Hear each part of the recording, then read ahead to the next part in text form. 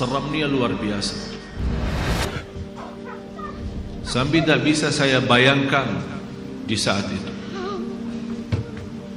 Tapi tiba-tiba sampai saya di situ merasa ketakutan dan kesepian, muncul sebuah cahaya di dalam kubur sendiri itu. Dan saya berteriak, siapa kamu yang membawa cahaya itu? Dia langsung sendiri cahaya berkata, saya Surat Al-Mulk.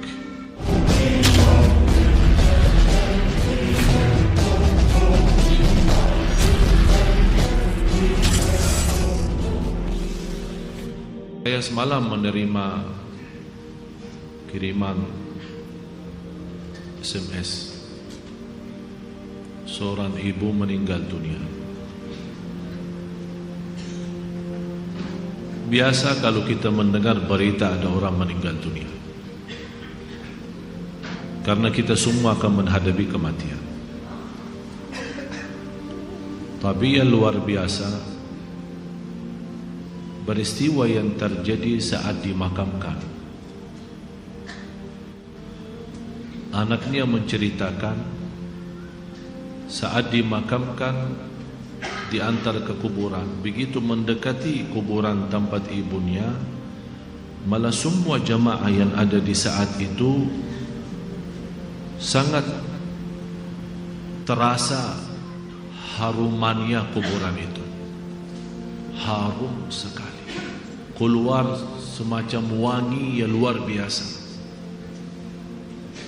Sampai orang pada pandangannya kepada yang lain, barangkali di antara jamaah yang membawa wangi-wangian yang bagus, tapi ternyata tidak, mengalir dari bawah keluar. Sampai ada yang malah melihat asap-asapnya. Asap ini bukan asapnya kebakaran, tapi asapnya itu karena wangian dari masuk dari kuburan itu. Sampai dikuburkan, malah kata anaknya, begitu saya sendiri yang nurun memakamkan, mengkuburkan ibu saya, sampai saya dan tangan saya sendiri membawakan tanahnya menutupi kuburannya. Pulang ke rumah saya mandi dan mencuci tangan dengan sabun, tapi masih terasa tangan saya harumnya luar biasa. Sampai tidak bisa kehilangan. 3 malam masih tersimpan harumnya itu. Saya bertanya lewat SMS, apa kelebihan ibu kamu? Dia bilang, ibu saya biasa, malah orang awam, bukan wanita yang apa gitu, awam-awam biasa. Tapi setahu saya, ibu tidak pernah tidur sebelum membaca surat Al-Mulk, Tabarakalladzi biyadihil mulk. Saya langsung menjawab, itulah yang Allah hantarkan kepada ibu kamu. Dan inilah berita gembira bagi kita semua, sesuai janjian Rasulullah sallallahu alaihi wasallam. 30 ayat syafa'at li sahibiha min azabil qabr. 30 ayat yang telah membawakan syafaat bagi orang diselamatkan dari siksa kubur.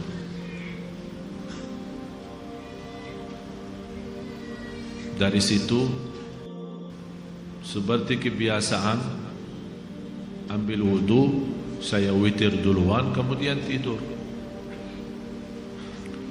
Apa yang saya lihat dalam mimpi? Bapak ibu, yang saya lihat diri saya sendiri di dalam kubur.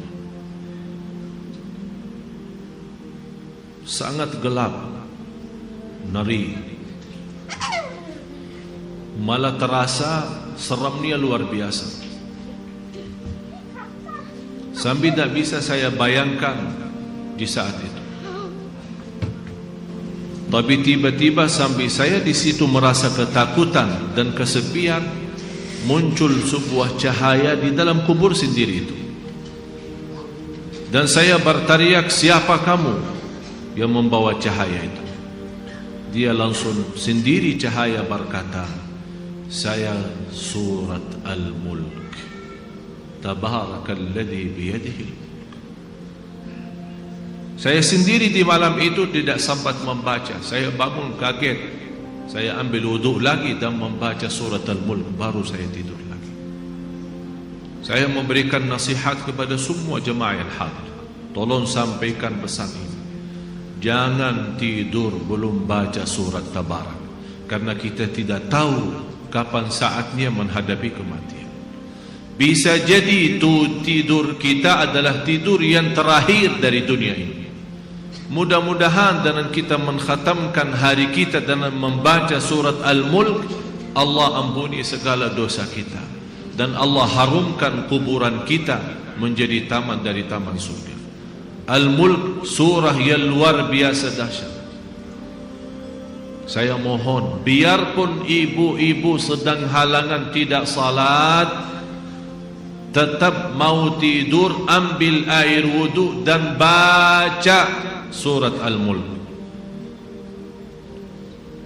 Baca surat Al-Mulk. Siapapun kiainya, siapapun ustaznya, siapapun dokter yang melarang kita sebagai wanita membaca karena lagi halangan, saya sekarang berkata, ibu-ibu sedang halangan, baca surat Al-Mulk. Karena saat kematian tidak akan bisa membedakan kita lagi suci atau lagi halangan, mati-mati.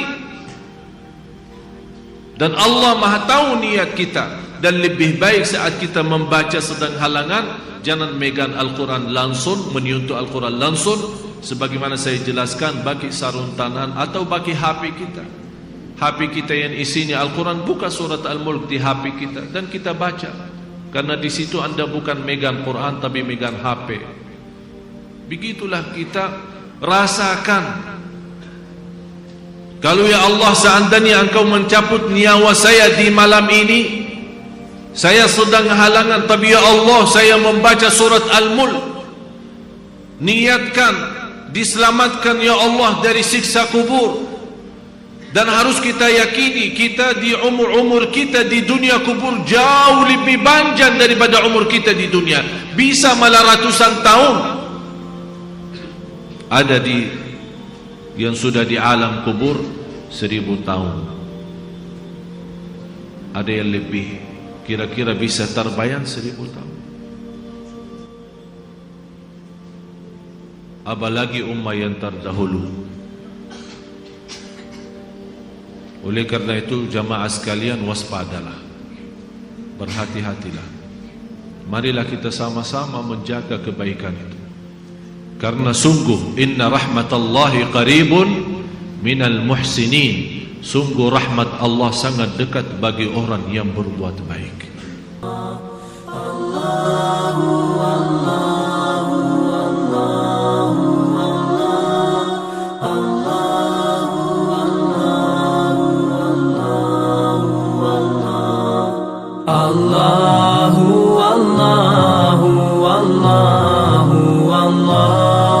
Allah